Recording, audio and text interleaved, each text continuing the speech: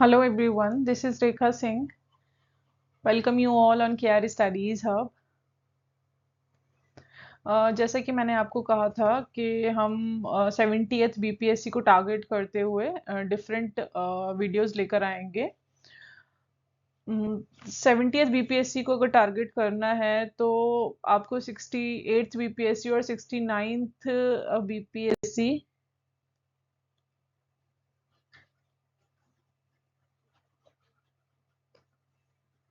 को इवेल्युएट करना होगा, राइट? जो ट्रेंड है वो 68th बीपीएससी से चेंज हुआ है। अब पुराने पैटर्न पे ना तो पेपर आ रहा है ना इवेल्युएशन हो रहा है, तो आपको अकॉर्डिंगली तैयारी करनी होगी। If you want the selection वाली तैयारी करनी है तो आपको ट्रेंड को समझना होगा। ट्रेंड को बिना समझे तैयारी करने का कोई फायदा नहीं है। जैसे कि आप पीटी का पैटर्न आपने देखा होगा, तो मोटे मोटे 7-8 सब्जेक्ट हैं जो आते हैं, जैसे कि हिस्ट्री हो गया, ज्योग्राफी हो गया, साइंस, करंट अफेयर हो गया, पॉलिटी है आपका, फिर उसके अलावा इकोनॉमी है एंड बिहार स्पेशल है। देन आफ्टर मैथ्स और डीआई है, जिससे 10 क्वेश्चन आते हैं। हिस्ट्री का मेजर पोर्शन है जहां से 30 क्वेश्चन आएंगे। साइंस एक ऐसा पोर्शन है जहां से लगभग 30 क्वेश्चंस आते हैं, राइट? उसके अलावा करंट अफेयर एक ऐसा सेक्शन है जहां से लगभग 30 क्वेश्चन आते हैं। तो ये तीन सेक्शन को आप अच्छे से तैयार करोगे तो आप लगभग 80, 90, 100 के आसपास पहुंच जाओगे। 150 क्वेश्चंस होते हैं पीटी में, ये सब आपको पता होगा ऑलरेडी। जो न्यू स्टूडेंट्स हैं उनके लिए मैं पूरा पैटर्न, सिलेबस सब कुछ कवर करूंगी अभी आने वाले वीडियोस में, ठीक है? जैसे कि मैंने आपको पिछले एक शॉर्ट में बताया था कि 70th बीपीएससी का जो एग्जाम है वो मोस्ट प्रोबेबली नवंबर में शिफ्ट होने वाला है। अक्टूबर लास्ट और नवंबर के स्टार्टिंग में चांसेस बन रहे हैं इसके होने के। तो अभी भी आपके पास सफिशिएंट टाइम है अपनी तैयारी को शार्पन करने का। तो सबसे पहले हम साइंस को, हिस्ट्री को, करंट अफेयर को ये देखेंगे, सारे पोर्शंस को। ज्योग्राफी से भी लगभग 10-12 क्वेश्चंस आते हैं एग्जाम में। उसके अलावा पॉलिटी से भी लगभग 10-12 क्वेश्चंस आते हैं। जो इकोनॉमी वाला सेक्शन है इससे 8-10 क्वेश्चंस बनते हैं लगभग। बिहार स्पेशल से 20-25 क्वेश्चन बन जाता है, जिसमें सब कुछ होता है, पॉलिटी, इकोनॉमी, हिस्ट्री बिहार की, एंड मैथ से 10 क्वेश्चन आते हैं, वो फिक्स हैं। तो आप जो कोर एरिया है, जो मेजर एरिया है, जहां से ज्यादा क्वेश्चंस आ रहे हैं, उनको टारगेट करने की कोशिश करो। तो सबसे पहले आज हमने साइंस उठाया है। आज हम इसका एनालिसिस करेंगे और देखेंगे कि अभी जो लेटेस्ट पैटर्न है 68 बीपीएससी से जो चेंज हुआ है, हमारा सिलेबस जो ट्रेंड है, कैसे क्वेश्चंस फॉर्म्ड हो रहे हैं। क्योंकि अभी पहले जैसे क्वेश्चंस नहीं हो रहे हैं, जैसा पहले क्वेश्चंस आता था वन लाइनर वाले, वैसे नहीं आ रहे हैं अभी। आपके कॉन्सेप्ट बेसिस क्वेश्चंस हैं, आपको क्लैरिटी नहीं होगी तब आप इन क्वेश्चंस को सॉल्व नहीं कर पाओगे। अभी आपको थोड़ा डेप्थ में स्टडी करनी पड़ेगी। ओके, तो मैंने 69th बीपीएससी के सारे साइंस के क्वेश्चंस इस वीडियो में लिए हैं, तो एक एक करके हम डिस्कस करते हैं तब ताकि आपको समझ में आएगा कि साइंस का जो प्रिपरेशन है वो कहाँ से करना है। अभी सिर्फ ल्यूसेंट पढ़ लेने से आपका बीपीएससी का जो साइंस है पीटी का वो कवर नहीं हो पाएगा, ठीक है? You need to do a little bit more. आपको थोड़ा एक्स्ट्रा जो है आगे बढ़ के करना होगा, तभी आप इसका जो साइंस है वो टैकल कर पाओगे। जैसे कि मैंने बताया, history, science and current affair का मेजर पोर्शन है, तो पहले हम इन्हें टारगेट करेंगे। Let we start. देखिए, आपके जो भी क्वेश्चंस हैं, क्वेरीज हैं, वो आप कमेंट सेक्शन में डाल के मुझे पूछ सकते हैं, और जो भी डाउट्स हैं उन पे अपकमिंग वीडियोस के लिए आप रिक्वेस्ट कर सकते हैं। उसके अलावा अच्छा लगे तो आप लाइक जरूर कीजिएगा। तो पहला क्वेश्चन आप देखिए, विच of the following technologies will be enabled by the 5G mobile communication. 5G, 6G की बात हो रही है, 5G की भी खूब चर्चा हुई, 6G की भी अभी चर्चा हो रही है, ठीक है? तो 5G कम्युनिकेशन नेटवर्क में क्या क्या चीजें आती है, क्वेश्चन पूछा गया। ऐसा ही एक सिमिलर क्वेश्चन यूपीएससी में भी पूछा गया था कुछ सालों पहले, ठीक है? तो अभी बीपीएससी जो है वो नेक्स्ट टू यूपीएससी के पैटर्न पे काम कर रहा है, तो आपको तैयारी वैसे ही रखनी पड़ेगी। तो 5G मोबाइल नेटवर्क कम्युनिकेशन के बारे में पूछा है, तो इसमें internet of things, edge computing, network slicing सब कुछ आता है, तो इसमें ऑल ऑफ द अबव जो है क्वेश्चन हो जाएगा। अभी जो साइंस है वो पूरी की पूरी बुक बेस्ड नहीं है, लाइक आप पुराना सब कुछ रट के ल्यूसेंट बेसिस पे नहीं जा सकते हो।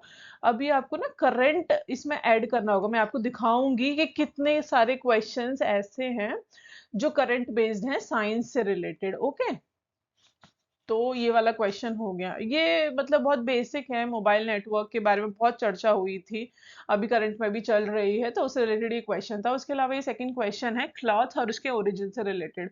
देखिए ये एलिमिनेशन टेक्निक से क्वेश्चन हो सकता है। कॉइड जो है सबको पता है, जिसे खोपरा भी कहते हैं, ये कोकोनट प्लांट से हमें मिलता है। तो बी का वन अगर हम चूज करेंगे तो इन दोनों में है। बाकी उसके अलावा लाइनन जो है ये क्लॉथ से रिलेटेड है, और ये हमें फ्लेक्स प्लांट से मिलता है।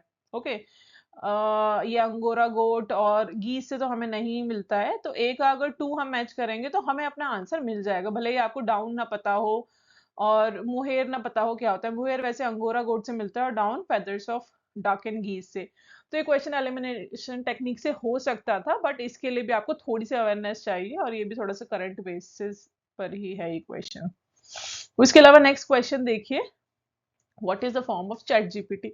चैट जीपीटी अभी आपको ल्यूसेंट में तो नहीं मिलेगा। चैट जीपीटी की चर्चा बहुत हुई, ठीक है, पिछले बार एआई की चर्चा हुई, चैट जीपीटी की चर्चा हुई, रोबोटिक्स की चर्चा हुई, तो चैट जीपीटी में इसकी फुल फॉर्म पूछ लिया। Very easy question. अब जो भी थोड़े साइंस एंड टेक्नोलॉजी को बच्चे सीरियस लेते हैं, इंटरेस्ट जताते हैं, तो उनको पता होगा जीपीटी का मतलब जनरेटिव प्री ट्रेंड ट्रांसफॉर्मर होता है। आपको पता था कि चैट जीपीटी जो है उससे हम अपने कोई भी चीज के बारे में पूछ सकते थे, डिफरेंट लैंग्वेजेस को ट्रांसलेट करवा सकते थे। तो it's just a pre train transformer. तो इसका आंसर डी था। ठीक है, अब देख रहे हो ये भी करंट बेसिस का ही क्वेश्चन है। कितने क्वेश्चन ऐसे हैं जो आपने ढंग से पूरे साल भर का करंट किया होगा ना, तो आप आसानी से साइंस के क्वेश्चन जो है निकाल लोगे। कुछ आपके कॉन्सेप्ट बेसिस हैं और कुछ करंट बेसिस हैं। सबसे इम्पोर्टेंट ये है कि आपको 1 ईयर का करंट अफेयर करना होगा। जो करंट अफेयर के जो 30 क्वेश्चन आ रहे हैं उसके लिए भी, बाकी जो आपका इकोनॉमी है, साइंस है, ठीक है, डिफरेंट जो अदर टॉपिक्स हैं, बिहार से रिलेटेड टॉपिक्स हो, वो सब 1 ईयर के करंट अफेयर से कवर हो पाएंगे। अब ये वाला देखिए, मैच द फॉलोइंग है। अब ये आपको पता होगा कि इंसोम्निया जो है वो स्लीपिंग डिसऑर्डर है। तो आप इसको एलिमिनेशन टेक्निक से भी कर सकते हो इस क्वेश्चन को। इंसोम्निया का मतलब होता है जिनको सोने में दिक्कत होती है, तो स्लीपिंग डिसऑर्डर है ये। तो टू को एलिमिनेट कर दो, ठीक है, इसको हटा दो, इसको हटा दो, ऑल ऑफ द अबव को भी हटा देंगे, तो हमारे पास आंसर आ जाएगा 3 और 4। ठीक है, डिस्पेनिया जो है वो शॉर्टनेस ऑफ ब्रेथ होती है, एंड अनोस्मिया जो है वो पार्शियल और फुल लॉस ऑफ स्पेल होता है। बाकी ईटिंग डिसऑर्डर होता है ये, 1 का होगा 2।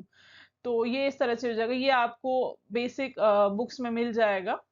साइंस के लिए देखिए आप घटना चक्र लगा सकते हैं पहले तो, कॉन्सेप्ट के लिए, कॉन्सेप्ट बिल्ड करने की। या तो महेश वर्णवाल की 1 लाइनर बुक आती है, ल्यूसेंट की भी आती है साइंस की बुक, वो आप कर सकते हो बेसिक्स के लिए। उसके अलावा साइंस करंट बेसिस पे भी अभी आ रही है, तो वो आपको देखना होगा। कंप्यूटर लैंग्वेजेस से रिलेटेड यहाँ पे एक क्वेश्चन है, that what are the following which of the following are computer languages. तो cobra, python, squirrel and Java, ये चारों ही कंप्यूटर लैंग्वेजेस हैं, तो D is the correct answer. Which of the following are not the tastes of the tongue. Tongue का इसमें से, जो हमारी जीभ होती है, उसका इसमें से क्या टेस्ट नहीं है। नहीं पूछा है, क्वेश्चन पे भी आपको ध्यान देना है। क्वेश्चन पे ध्यान नहीं देंगे तो क्वेश्चन गलत हो जाएगा। ठीक है, तो यहाँ पे कुछ ऑप्शन दिए हुए, एलिमिनेशन टेक्निक से ये भी हो सकता है। पंजेंट आपने कभी सुना है टेस्ट के बारे में? पंजेंट एक स्मेल होती है, ठीक है, तो ये तो नहीं होगा। ठीक है, ये तो टेस्ट नहीं है हमारे टंग का। उसके अलावा स्पाइसी, स्पाइसी कोई टेस्ट नहीं होता है, ठीक है। हम बोलते हैं कि ये चीज स्पाइसी है, पर स्पाइसी या तो sweet, bitter, salty, 5 types of हमारे पास जो हमारी टंग है उसके पास 5 तरह के टेस्ट हैं। जो ये उमामी दिया है इसे हम सावरी भी कहते हैं। तो सार, सावरी, और बिटर है, स्वीट है, सॉल्टी है, ये है 5। ये दोनों नहीं है, तो इसका सही आंसर हो जाएगा 4 और 7। राइट, आगे चलते हैं। ये वाला देखिए, in the universe water pulsars. Questions अभी भी इजी हैं, अगर आप ध्यान देंगे तो क्वेश्चंस आसानी से हो जाएंगे। बट आपको अभी थोड़ा अवेयर रहना पड़ेगा पेपर सॉल्व करते हुए। आप ऐसा नहीं है कि बस देखा लगा दिया, थोड़ा अवेयरनेस नहीं रखोगे तो क्वेश्चन गलत होने के चांसेस हैं। पल्सर्स क्या होते हैं? रोटेटिंग न्यूट्रॉन स्टार्स होते हैं। ये काफी बार रिपीटिंग काइंड ऑफ क्वेश्चन है, काफी बार पूछा जा चुका है। लैब ग्रोथ डायमंड्स की काफी चर्चा हुई। अब जो लैब में डायमंड्स ग्रो किए जा रहे हैं ना, ये न्यूज में काफी रहा ये टर्म लैब ग्रोथ डायमंड्स। तो पूछा जा रहा है कि उनका रॉ मटेरियल क्या होता है, या फिर डायमंड सीड के तौर पे क्या इस्तेमाल किया जाता है? तो ग्रेफाइट किया जाता है इसमें इस्तेमाल, क्योंकि ये सस्ता रहता है, इसको ही ट्रांसफॉर्म करके डायमंड में चेंज किया जाता है। वो लैब ग्रोन डायमंड्स होते हैं। तो ये न्यूज में था ये चीज।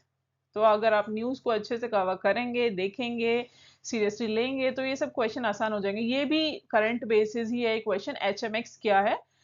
एचएमएक्स चर्चा में था। ये जो है एक एक्सप्लोजिव है, ठीक है। इसकी फुल फॉर्म पूछी है, very easy question. High melting explosive. जैसे आरडीएक्स होता है, वैसे ही एच एम एक्स भी है। ये एक colourless solid dissolve slightly in water, high melting explosive है। टॉक्सिक सब्सटेंस है एक तरह से कहा जाए इसको। न्यूक्लियर डिवाइसेस में एज अ रॉकेट फ्यूल इस्तेमाल किया जा रहा था, ठीक है। तो इसकी चर्चा हुई थी और इंडिया में इसको बनाया गया था एक तरह से, तो सॉलिड प्रोपेलेंट के तौर पे इस्तेमाल किया गया था। तो ये भी करंट अफेयर का ही हिस्सा है। तो आप देख रहे हो, इसका आंसर हो जाएगा ओनली वन। अब देख रहे हो कि करंट से कितना साइंस पूछा जा रहा है, तो करंट कितना इंपॉर्टेंट हो गया है। Current and science and technology को मिला लो तो 60-70 क्वेश्चन आप आसानी से सॉल्व कर सकते हो out of 150। Right, next question देखिए। ये स्पेस मिशंस हैं और एक्सप्लोरेशन है। स्पेस मिशंस आपको देखने ही होंगे, ये क्वेश्चंस नाउ एंड देन पूछ ही लिया जाता है। वेरिटास की अगर हम बात करें तो ये वीनस से रिलेटेड है, डी का 3। तो आपने अगर एक भी आपको पता, देखो हो गया, डी का 3 एक में ही है, तो करेक्ट आंसर इज दिस। वैसे जूनो जो है वो जुपिटर का है, कैसिनी जो है वो सैटर्न का है, और आर्टेमिस जो है वो मार्स का है। It's very simple, easy question था ये। ओके, उसके अलावा फोर्थ क्वेश्चन, ये देखिए नंबरिंग पे आप मत जाइएगा, नंबरिंग ऊपर नीचे हुई है। ये क्वेश्चंस डाले गए हैं, निकाले गए हैं सारे क्वेश्चंस जो थे 69 बीपीएससी का। अभी मैं 69 बीपीएससी को डिस्कस कर रही हूँ, इसके बाद 68 को भी डिस्कस करूंगी। अभी 2 साल का ही आप पेपर पकड़ के उसका ट्रेंड समझिए, बाकी आप पिछले 5 साल के जो पेपर्स हैं 5 इयर्स के, उनका एवेल्युएशन कर सकते हैं, राइट। बट अभी 2 साल का ट्रेंड समझिए कि भाई क्वेश्चंस का जो पैटर्न है वो आ कैसे रहा है, क्वेश्चंस फ्रेम कैसे किए जा रहे हैं। जब आप फ्रेम करना जो माइंडसेट है एग्जामिनर का उसको पकड़ लेंगे, तो आप मोस्ट प्रोबेबली इसको टैकल कर पाएंगे। ये देखिए question, taeniasis is an intestinal infection caused by the 3 species of the tapeworm. ये सही है स्टेटमेंट।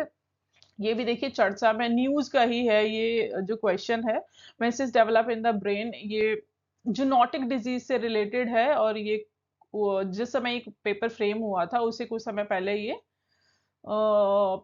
न्यूज में चल रहा था, ठीक है। ये दोनों ही इसमें सही हैं, इसका करेक्ट आंसर बोथ हो जाएगा। Two object of different masses falling freely near the surface of the moon would. देखिए ये क्वेश्चन बहुत बेसिस है, मतलब बेसिक क्वेश्चन है। अगर आपको पता होगा कि मून का अपना कोई एटमॉस्फेयर नहीं है, वहां एयर नहीं है, तो पूछा जा रहा है अगर मून के सरफेस पे 2 ऑब्जेक्ट को फेंका जाएगा तो वो कैसे, मतलब गिरेंगे। अगर एयर नहीं होगा तो अगर 2 ऑब्जेक्ट को फेंकेंगे, they would fall at the same rate, दोनों ही सेम रेट से आके सतह पे लगेंगे। No matter how much they differ in mass, कोई फर्क नहीं पड़ता इसका वजन 20 किलो है, इसका वजन 50 किलो है, दोनों एक ही समय में आके टच करेंगे सरफेस को। अगर वहीं यहाँ पे एयर होता, हम अपने अर्थ की बात कर लेते हैं, यहाँ पे अगर एयर होता और ये है 20 किलो वाला कोई सब्सटेंस और ये है कोई 50 किलो वाला सब्सटेंस, दोनों को अगर फेंका जाएगा तो कौन सा सब्सटेंस पहले नीचे आएगा? जो भारी है वो पहले नीचे आएगा अगर एयर है तो, क्योंकि एयर अपना प्रेशर जो है डालती है। अगर लेस वेट है किसी भी ऑब्जेक्ट का तो जो एयर का फोर्स है वो उसे स्लोज डाउन कर देता है, ठीक है। तो इसीलिए यहाँ ये बहुत बेसिक है। अगर आपको पता होगा कि मून का अपना कोई एटमॉस्फेयर नहीं है तो ये क्वेश्चन आसानी से सॉल्व हो सकता था। तो इसका करेक्ट आंसर होगा C, have same velocity at any instant, ठीक है। वेलोसिटी सेम ही रहेगी। उसके बाद 24th क्वेश्चन देखिए, यहाँ पे पूछा है the theory state species of the earth crust are in constant slow motion driven by movement in the mantle is called. और ये ज्योग्राफी का क्वेश्चन है, आई थिंक गलती से डाल दिया गया है, कोई बात नहीं, हम इसे देख लेते हैं। इसका करेक्ट आंसर होगा थ्योरी ऑफ प्लेट टेक्टोनिक्स। मैं आपको बता देती हूँ, इसमें पूछा गया है, देखिए सबसे ऊपर क्रस्ट होती है, फिर उसके बाद मेंटल होती है, और फिर उसके बाद कोर होता है, ठीक है। थ्योरी ऑफ प्लेट टेक्टोनिक्स जो थी वो 1960s में दी गई थी। इसमें बताया गया था कि सबसे ऊपर जो है लिथोस्फेयर है, जिसको आउटर लेयर ऑफ द अर्थ भी कहा जाता है, जो लगभग 100 किलोमीटर थिक है, ठीक है। और वो सर्वर, उसके नीचे एटमॉस्फेयर है जो कि सर्वल प्लेट्स में डिवाइडेड है। और वो जो प्लेट्स हैं, जैसे यूरेशियन प्लेट, एशियन प्लेट, ये जो प्लेट्स हैं लगभग 5 to 10 सेंटीमीटर पर ईयर की रफ्तार से मूव करती हैं। जब ये मूव करती हैं तो आपस में टकराती हैं, टकराने की वजह से अर्थक्वेक्स आते हैं, भूकंप आता है, ज्वालामुखी फटते हैं, वॉल्केनोज आते हैं, ठीक है।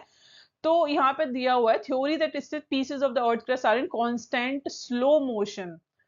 स्लो ही मोशन कहेंगे, 5 से 10 सेंटीमीटर अगर मूव कर रहा है तो, driven by the movement in the mental, mental में हो रहा है ये सब। क्रस्ट से नीचे वाली जो लेयर है ना, उसका अपर पार्ट है, उसको एटमॉस्फेयर कहते हैं, उसमें ये सब मूवमेंट हो रहा है। तो इस थ्योरी को थ्योरी ऑफ प्लेट टेक्टोनिक्स कहते हैं। अब देख रहे हो, ये ज्योग्राफी जो ऑप्शनल चूज करते हैं ना, उन लोगों को पढ़ाया जाता है ये कॉन्टिनेंटल ड्रिफ्ट थ्योरी क्या है या फिर प्लेट टेक्टोनिक्स क्या है, बट ये सब आपको एनसीईआरटीज में भी मिल जाएगा। तो अभी आपको एनसीईआरटीज पढ़ना भी बहुत इंपॉर्टेंट हो गया है अगर आपको पीटी निकालना है। देखिए पीटी ही सबसे डिफिकल्ट एग्जाम आज के समय में रह गया है, चाहे वो आप बीपीएससी की बात करो, यूपीएससी की बात करो, किसी भी एग्जाम की बात करो, क्योंकि मेन सब्जेक्टिव होता है। अगर आपके पास अच्छी खासी नॉलेज है, मेंस निकाल लोगे आप, बट पीटी निकालना बहुत डिफिकल्ट हो गया है, इसीलिए उसको टैकल करना ज्यादा डिफिकल्ट है, ठीक है। तो उस पर फोकस करना है। मैनहट्टन प्रोजेक्ट के बारे में पूछा है, ये भी बहुत अच्छा क्वेश्चन है। अभी आपने देखा था पिछले कुछ समय पहले रशिया यूक्रेन वॉर की बात हो रही थी, और न्यूज में बहुत ज्यादा न्यूक्लियर वारफेयर की बात हो रही थी कि किसके पास कितने एटम बॉम्ब्स हैं, ये है किसके पास कितनी मिसाइल्स हैं, कितने न्यूक्लियर वेपन्स हैं, ये सब बहुत दिखाया जा रहा था रिगरसली न्यूज में, ठीक है। तो उसी से रिलेटेड है ये मैनहट्टन प्रोजेक्ट। मैनहट्टन प्रोजेक्ट की मैं बात करूं तो ये एक रिसर्च एंड आर&डी प्रोग्राम था जो वर्ल्ड वॉर सेकंड के समय में अंडरटेकन किया गया था। ये फर्स्ट न्यूक्लियर वेपन बनाने की मतलब तैयारी थी, जिसमें प्रोजेक्ट मतलब एक तैयार किया गया था, जिसके तहत फर्स्ट न्यूक्लियर वेपन्स तैयार किए गए थे। ये यूएस के द्वारा लेड किया जा रहा था, और इसमें कोलैबोरेशन यूके एंड कनाडा का भी था। तो Manhattan project first nuclear weapon produce करने से रिलेटेड था। तो जब रशिया यूक्रेन की बात हो रही थी तो वॉर्स की बात हो रही थी, वेपन्स की बात हो रही थी, ठीक है। तो उसी से रिलेटेड ये क्वेश्चन पूछ लिया कि भाई फर्स्ट न्यूक्लियर वेपन्स किस प्रोजेक्ट के तहत बनाए गए थे, तो मैनहट्टन प्रोजेक्ट था। तो ये बहुत अच्छा क्वेश्चन है, न्यूज में था ये। तो आप देख रहे हो कि ये भी न्यूज से रिलेटेड द इमेज। अच्छा ये आगे है, कोई नहीं। ये वाला क्वेश्चन देखिए, the amount of solute present per unit volume और per unit mass of the. अभी देखिए केमिस्ट्री, पहले बायोलॉजी बहुत ज्यादा पूछी जाती थी बीपीएससी के एग्जाम में, बट अभी केमिस्ट्री भी पूछी जा रही है, फिजिक्स भी बहुत ज्यादा पूछी, पहले भी पूछी जाती थी, बट अभी रेशियो ठीक ठाक आ रहा है। तो आपको ये सब भी देखना होगा, ठीक है। The amount of solute present per unit volume और per unit mass of the solution solvent is known as, इसको हम क्या कहेंगे, ये पूछा गया है इसमें, ठीक है। तो इसको हम कंसंट्रेशन ऑफ सॉल्यूशन कहेंगे। कंसंट्रेशन ऑफ सॉल्यूशन का मतलब होता है कि इसमें amount of solute dissolve in the given amount of solvent. एक सॉल्वेंट है और एक सॉल्यूट है, तो वो किस किस अमाउंट में सोल्यूशन में उनका कंसंट्रेशन है, that's what you called it, ठीक है। आगे बढ़ते हैं, क्वेश्चन नंबर 15 देखिए। देखिए क्वेश्चन नंबरिंग आगे पीछे है, तो इस पर ध्यान मत दीजिएगा। The image form by the concave mirror, concave mirrors के बारे में पूछा गया। Is real inverted in the same size as that of the object, the position of the object should B.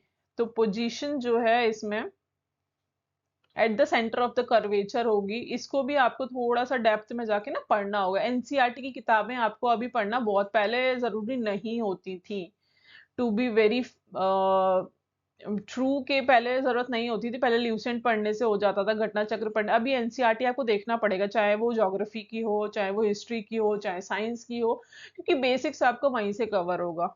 Photo electric cell के बारे में पूछा पूछा गया है।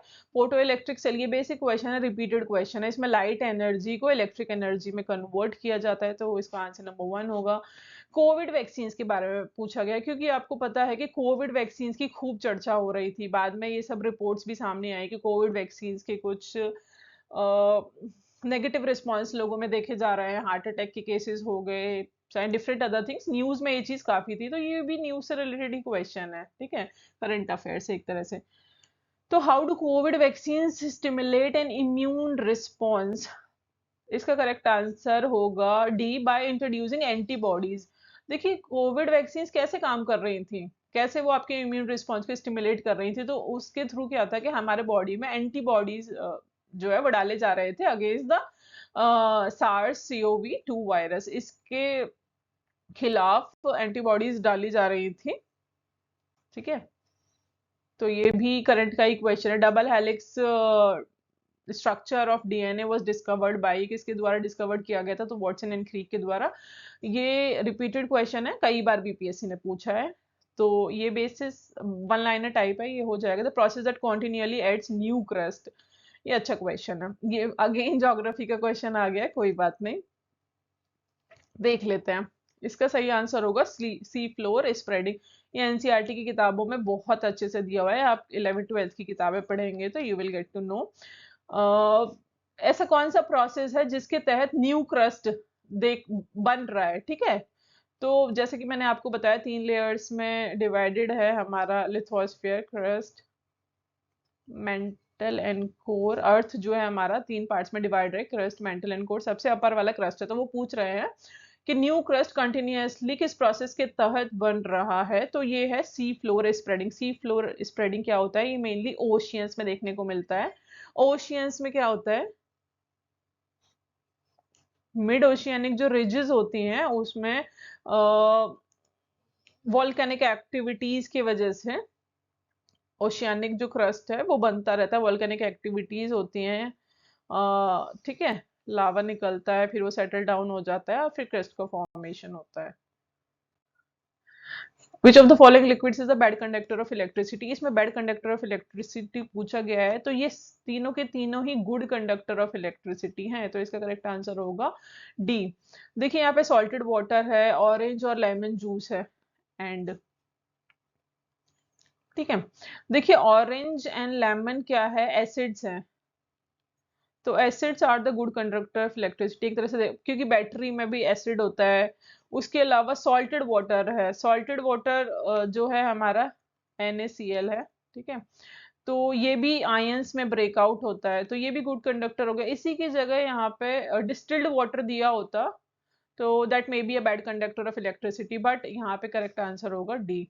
ओके, ये वाला क्वेश्चन देखिए, वेक्टर वैक्सीन्स। वैक्सीन्स की बहुत बातें हो रही थी, 2 क्वेश्चन वैक्सीन से आए हैं, तो देखिए जो भी चीजें करंट में रहेंगी आपको उसको विश्लेषण करके पढ़ना ही पड़ेगा, ये जरूरी है। तो वैक्सीन्स की बातें हो रही थी, तो यहाँ पे वैक्सीन्स, वेक्टर वैक्सीन के बारे में पूछ लिया। देखिए वैक्सीन्स कई टाइप की होती हैं, inactivated vaccines, live attenuated vaccines, mRNA vaccine, toxoid vaccines, viral vector vaccine. तो 4-5 तरह की वैक्सीन्स होती हैं, ठीक है। वायरल वेक्टर आप सब एक बार देख लीजिएगा, मैं यहाँ पे ज्यादा विश्लेषण नहीं कर सकती क्योंकि वीडियो लंबा हो जाएगा। ओके, तो ये जो क्वेश्चन है इसका करेक्ट आंसर होगा, यहाँ पे देखिए पूछा है vector vaccines work to provide immunity. कैसे, हाउ, कैसे वो प्रोवाइड करती हैं इम्यूनिटी?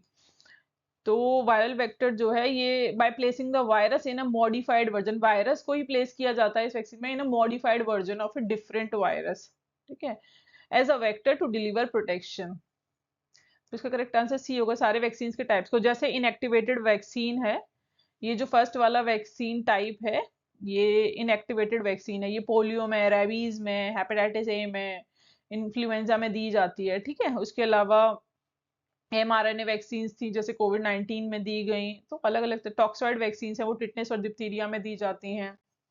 तो टाइप ऑफ वैक्सीन एक बार आप देख लीजिएगा। एसी करंट और डीसी करंट के बारे में यहाँ पे आपको थोड़ी जानकारी होनी चाहिए, क्योंकि बेसिक है। AC current can be produced by, AC current किसके द्वारा प्रोड्यूस किया जाता है, तो इसका करेक्ट आंसर होगा डायनामो। डायनामो जो है वो मैकेनिकल को इलेक्ट्रिकल एनर्जी में चेंज करता है, ठीक है, एक बार दोनों का जो डिफरेंस है आप चेक कर लीजिएगा। विच ऑफ द, अभी मैं यहाँ पे इतना ज्यादा एक्सप्लेन नहीं कर सकती आपको। उसके बाद 29th क्वेश्चन देखिए, विच of the following slows down the reaction rate. इनमें से क्या रिएक्शन रेट को स्लोज डाउन करता है, ठीक है, ये पूछा है।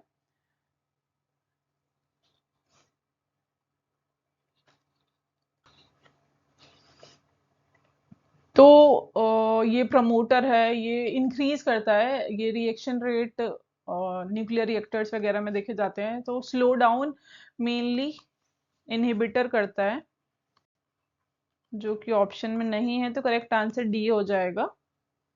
ठीक है, बाकी अगर आपको लगे कि कोई भी क्वेश्चन गलत है तो आप कमेंट सेक्शन में लिख सकते हैं। वैसे तो मैंने सही इवेल्युएशन किया है सारे क्वेश्चंस का, आप एक बार और देख सकते हैं, राइट। क्वेश्चन नंबर 25 देखिए, what is the expanded form of the term mRNA that has been widely discussed. mRNA का बहुत डिस्कशन हुआ था, तो इसकी फुल फॉर्म पूछी है। तो ये मैसेंजर राइबो न्यूक्लिक एसिड है, ये आपको एनसीईआरटी की किताबों में भी मिल जाएगा, बेसिक है। और ये वैक्सीन से रिलेटेड क्वेश्चन है, कोविड-19 से रिलेटेड क्वेश्चन है।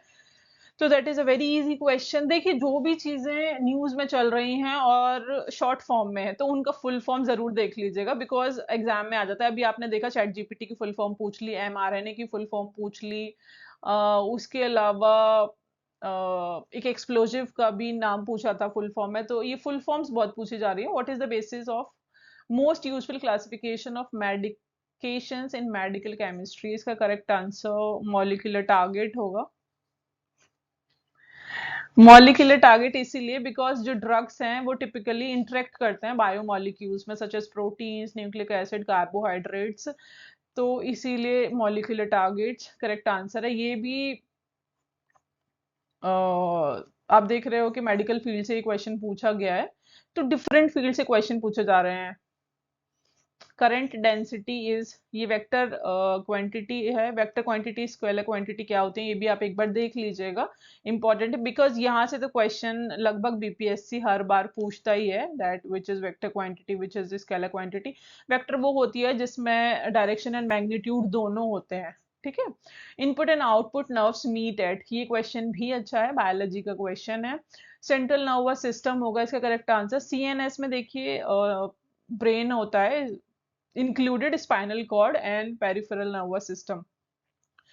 तो इनपुट एंड आउटपुट नर्व्स, हमें इनपुट कहाँ से मिल रहा है, और हमारी बॉडी है, हमें लग रहा है कि कोई डेंजर है, तो हमारी बॉडी में पहले जो हमारे नर्व्स हैं बताएंगे कि भाई डेंजर है, इनपुट। और फिर हमारा रिएक्शन क्या होगा, आउटपुट। तो ये सब कहाँ प्रोसेस हो रहा है, ये सब, ये जो नर्व्स हैं इनपुट आउटपुट वाली, कहाँ मीट कर रही हैं, ब्रेन में मीट कर रही हैं, वेरी सिंपल। तो इसका करेक्ट आंसर बी होगा। थोड़ा सा एनालिटिकल होकर भी आप क्वेश्चन को सॉल्व कर सकते हैं। फाइबर बुलेट प्रूफ, ये क्वेश्चन भी रिपीटेड है कई बार, यूपीपीसीएस एंड बीपीएससी ने पूछा है, बुलेट प्रूफ जैकेट्स में कौन सा फाइबर इस्तेमाल किया जाता है, तो ये केवलार है। ये एक सिंथेटिक फाइबर है और हीट रेजिस्टेंट है। ये क्या करता है कि एनर्जी को एब्जॉर्ब कर लेता है, जो बुलेट की एनर्जी होती है उसको एब्जॉर्ब कर लेता है और उसको एक्सटेंड कर देता है ओवर अ लार्ज एरिया। ठीक है, तो केवलार, ये रिपीटेड काइंड ऑफ क्वेश्चन है, ये आपको घटना चक्र, ल्यूसेंट सब में मिल जाएगा। What is the name of Tesla humanoid robot, ये भी देखिए आप करंट से है, क्वेश्चन साइंस का है बट करंट से है। रोबोटिक्स, आर्टिफिशियल इंटेलिजेंट, ये एआई, ये सब तो बहुत चर्चा हो रहा है। इसका करेक्ट आंसर ऑप्टिमस होगा। टेस्ला का ह्यूमनॉइड रोबोट लॉन्च हुआ था अक्टूबर 2022 में।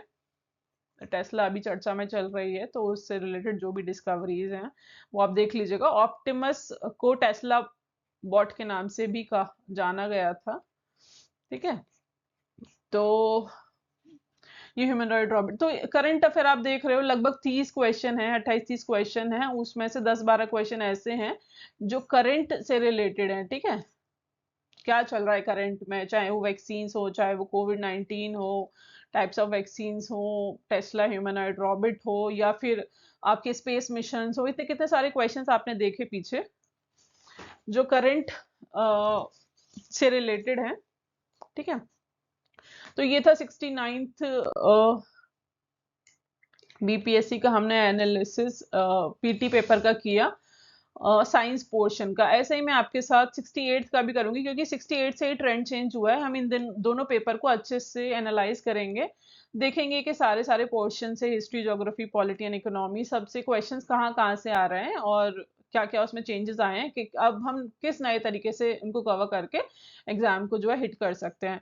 तो साइंस एंड टेक का जो पोर्शन है वो कैसे कवर हो सकता है? एक तो आपको एनसीईआरटी अभी पढ़ना मत से, देखिए अभी टाइम अभी आपके पास है, राइट? नवंबर में एग्जाम होगा। इन केस तो अभी अगस्त चल रहा है, सितंबर अक्टूबर आपके पास है, अगस्त में भी अभी है कुछ टाइम, 10 डेज लगभग, तो अभी आपके पास सफिशिएंट टाइम है। तो एनसीईआरटी थोड़ा अभी आप पढ़ लीजिए, बेसिक्स कर लीजिए। उसके अलावा ल्यूसेंट तो आपको करना ही है। महेश वर्णवाइल का वन लाइनर आता है साइंस का, वो अगर आप ले सकते हैं तो ले लीजिए। उसके अलावा घटना चक्र तो करते ही हैं बच्चे, ज्यादातर बच्चे घटना चक्र से कवर करते हैं। अभी देखिए रिसोर्सेज मार्केट में बहुत ज्यादा अवेलेबल है, मार्केट में अबंडेंस हो गया रिसोर्सेज का, तो रिसोर्सेज का सही सिलेक्शन एंड मैक्सिमम रिवीजन ये इम्पोर्टेंट है, तो उस पे फोकस करेंगे। कम से कम सोर्सेज रखिए और रिवीजन को मैक्सिमाइज करिए, तो हो जाएगा। आज की वीडियो में बस इतना ही। आपका जो भी क्वेरीज होंगे आप कमेंट सेक्शन में लिखिएगा। वीडियोस ठीक लगी होगी तो लाइक कीजिएगा। Thank you so much for watching the video. Thank you so much.